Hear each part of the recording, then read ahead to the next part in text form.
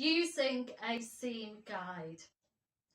To keep your seams straight when sewing, it can be helpful to put a seam guide on your sewing machine.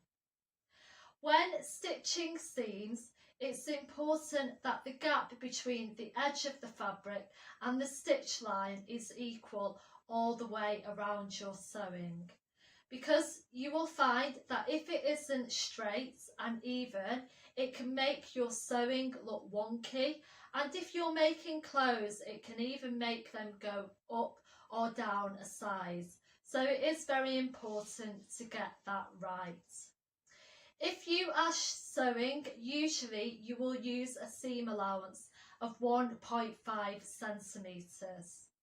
Yet if you are stitching stretchy clothes, that seam allowance may be smaller. It could be as small as 0.5 centimetres. But always check your pattern guide to see what your seam allowance should be. I am now going to show you how to create a seam guide for your sewing machine with a seam allowance of 1.5 centimetres.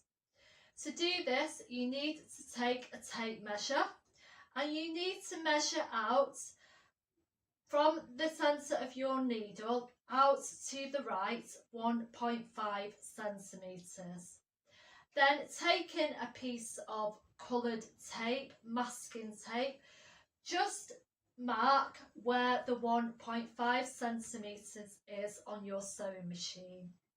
Make sure that you get the tape nice and straight so that when you're sewing you can match the edge of your fabric up to the guideline and it's nice and straight when you are sewing.